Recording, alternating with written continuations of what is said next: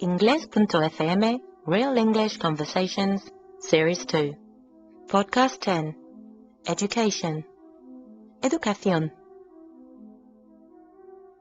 Este podcast contiene una conversación real y sin guión entre dos hablantes nativos de inglés, Mark y Tom. Oirás primero la conversación y a continuación una clase de inglés con explicaciones en español. Cada podcast viene con un workbook detallado que puedes descargar desde nuestra página web ingles.fm. Incluye una transcripción completa de la conversación, listas de vocabulario, notas culturales y la clase.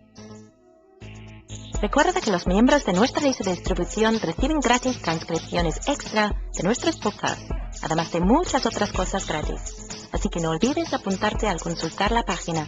¡Buena suerte! Hello, my name is Mark and I'm sitting here with Tom. Hi Tom. Hello Mark. Today we're sitting in SUSCRIBETE Park again in Barcelona, surrounded by the noisy parrots that you might better hear all around us. Again. I think they're fighting over something. Today we're going to talk all about education. Now education in this sense, the sense that we're going to talk about is the process by which society deliberately transmits its accumulated knowledge, skills and values from one generation to another. So let's talk a little bit about the history of education first. How were people first educated? By imitation.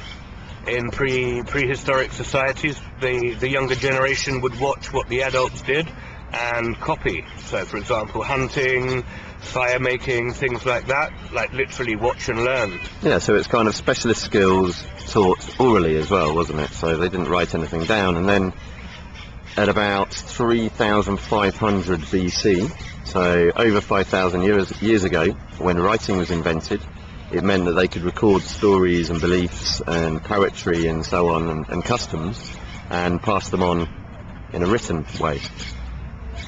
Some of the earliest universities, do you know what they are? You do, because I told you.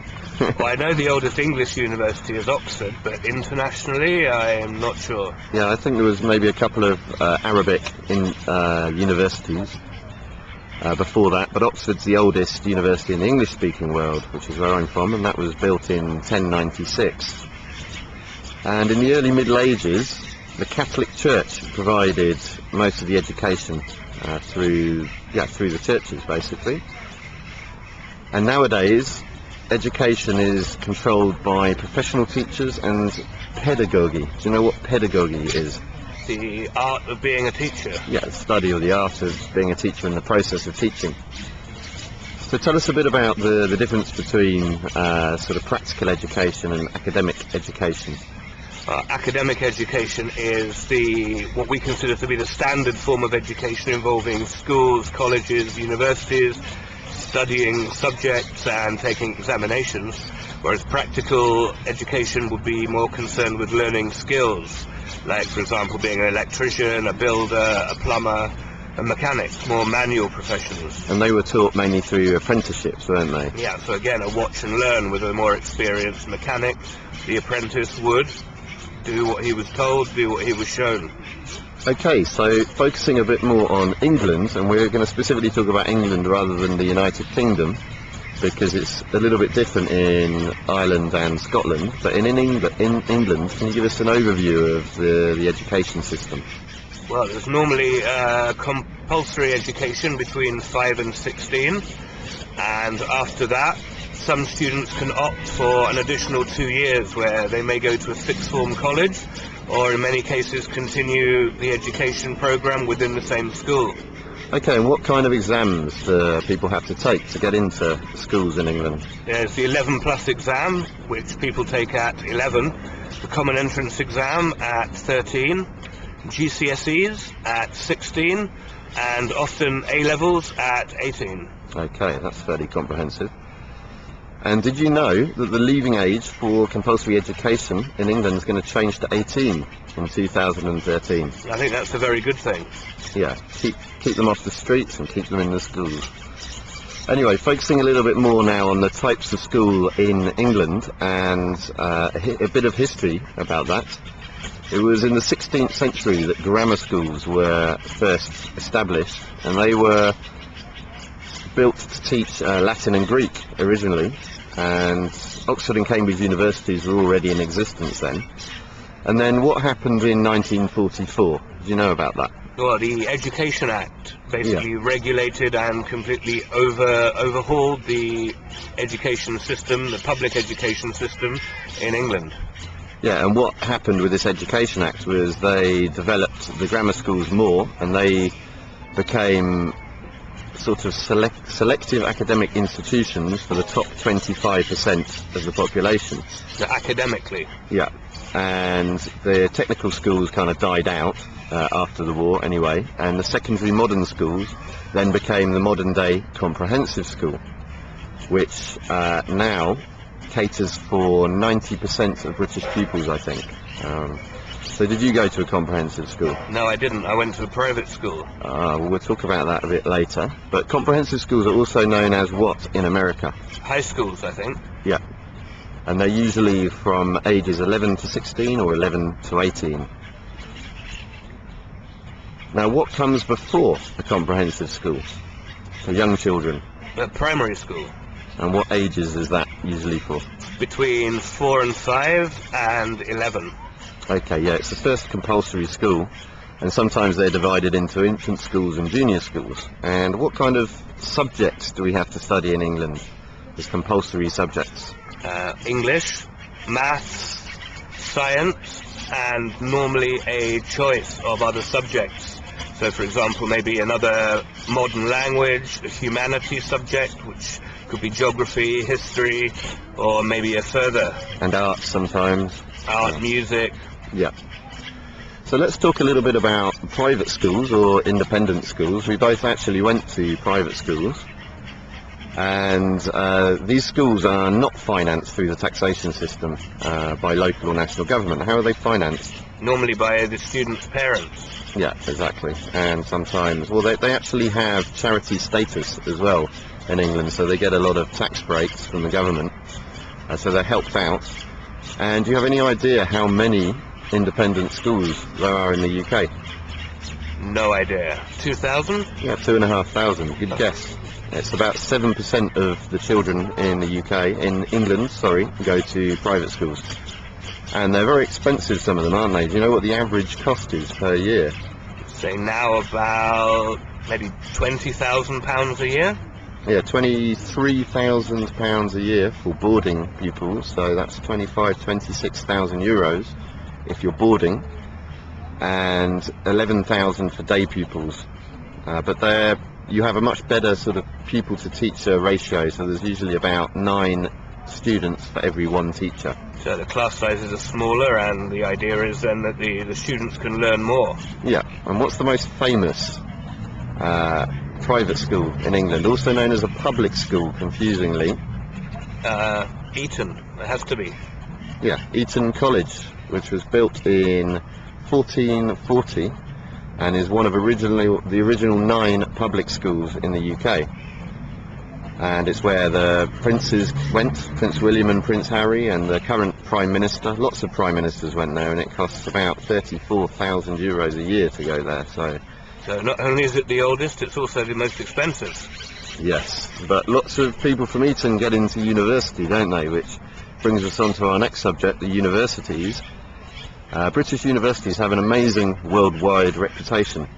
For example, Cambridge University has had 83 Nobel Prize winners, which is the most in the world for any university, and 4 British universities were in the world top 10 last year. Do you know which ones they were? Well, Oxford and Cambridge, definitely. Yep. And a couple in London. The LSE, London School of Economics? No, UCL and Imperial College London. Oh. So what happens after A-levels? What's the first thing that they do at university? It's a bachelor's degree.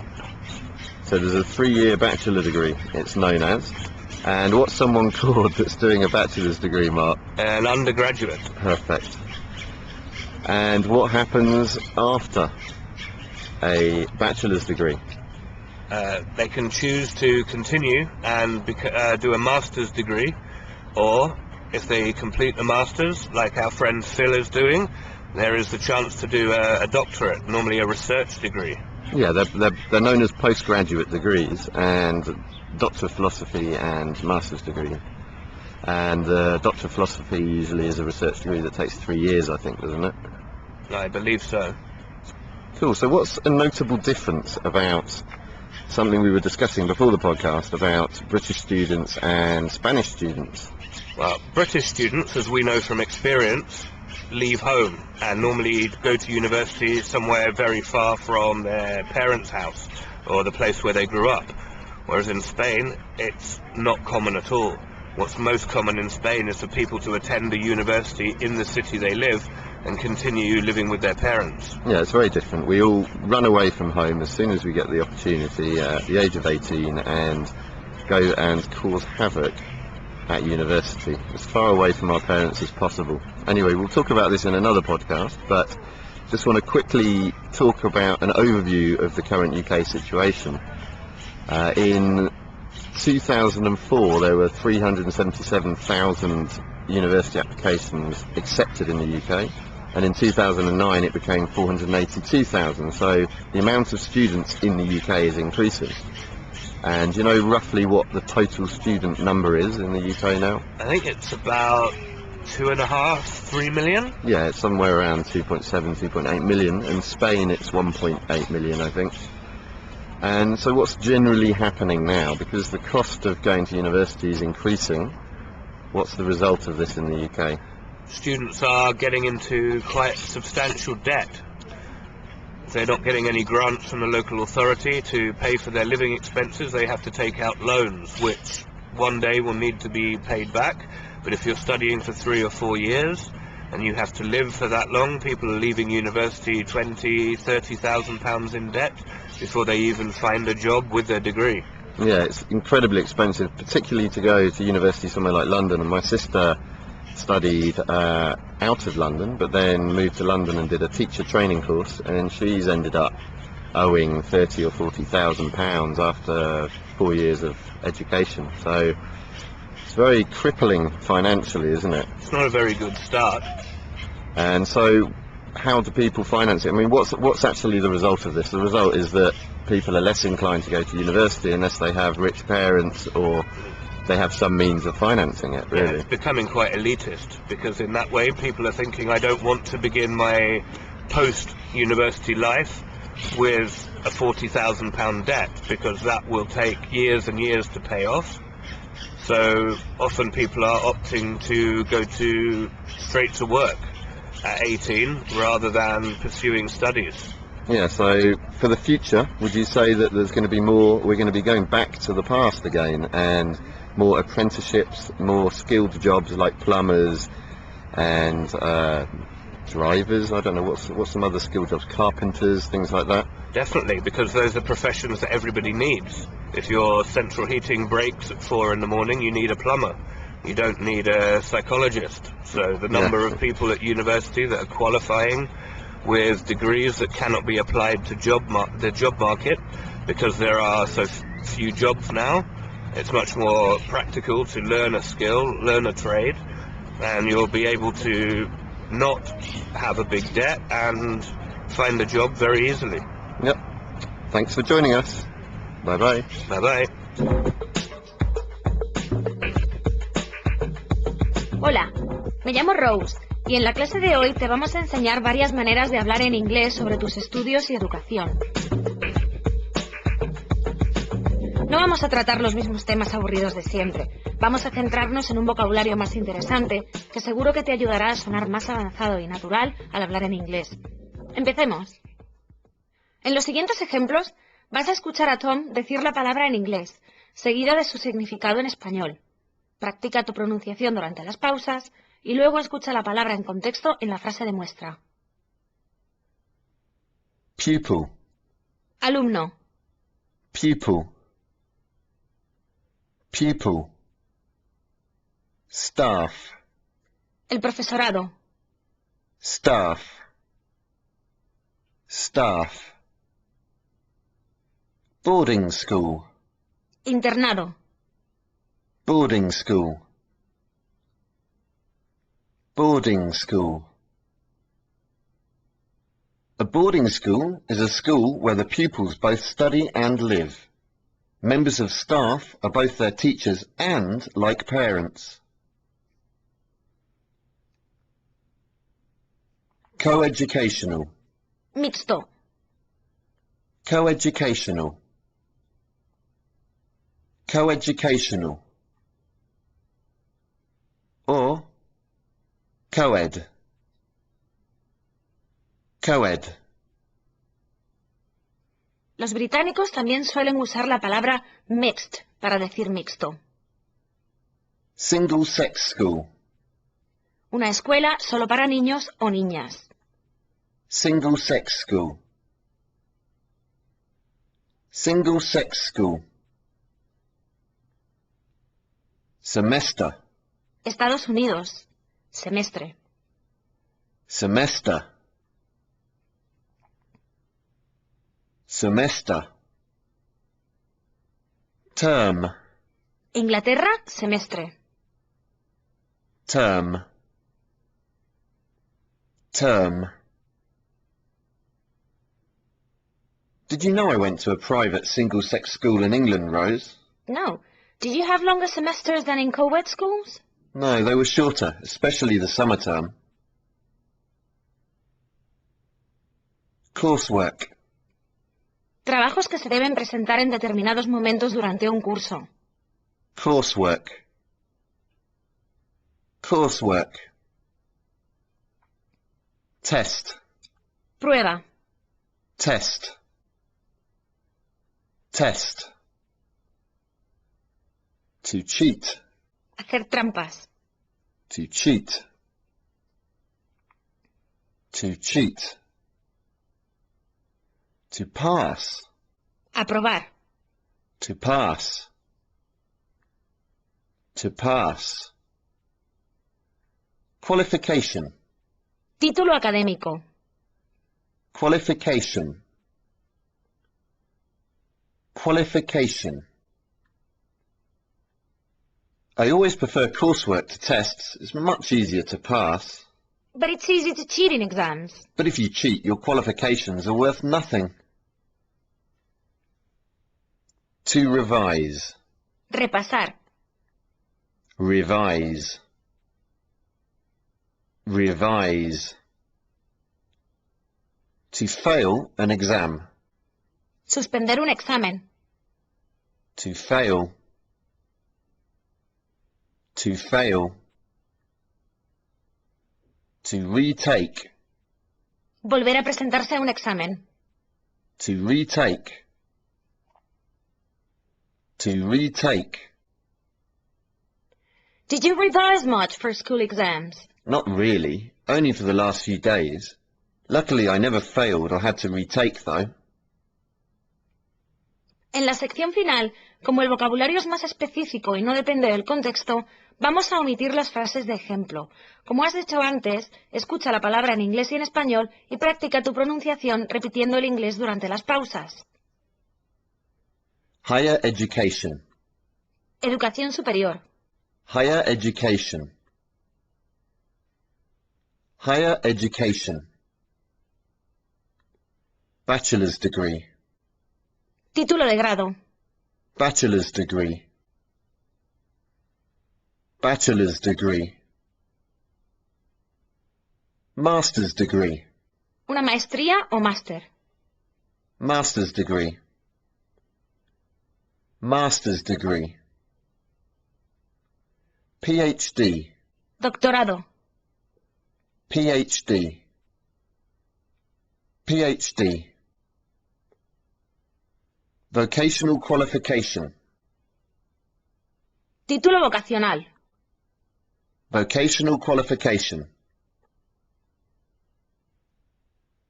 Vocational qualification.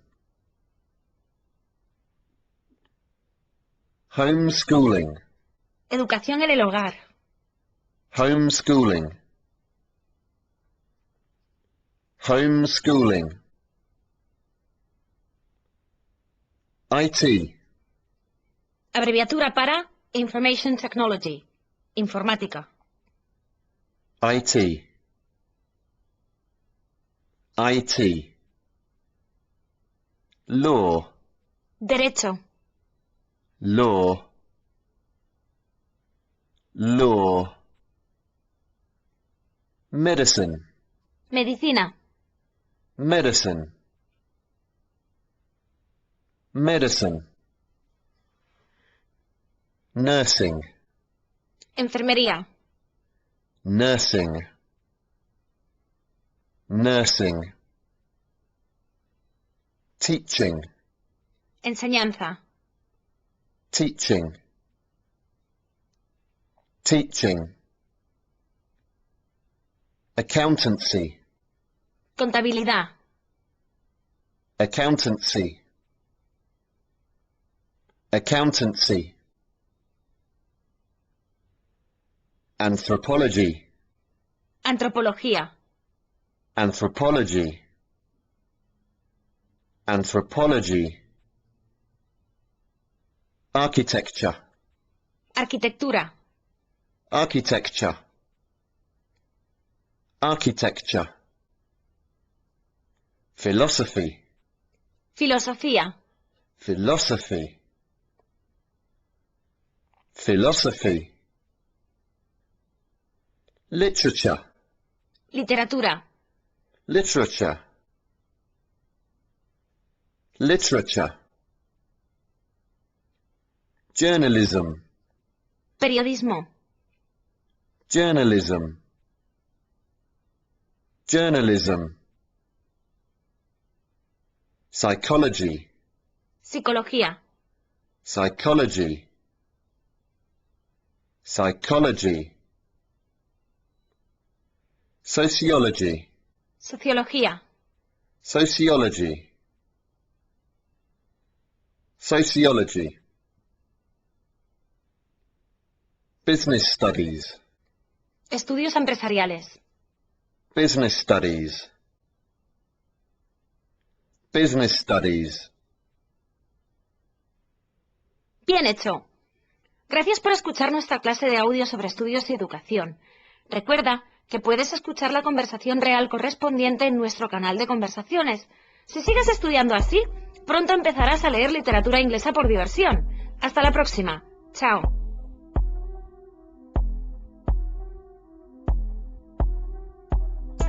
Gracias por acompañarnos con este podcast de Inglés.fm. Recuerda que el workbook contiene una transcripción completa de la conversación, listas de vocabulario, notas culturales y la clase. Lo puedes descargar de forma instantánea desde Inglés.fm. Nos vemos.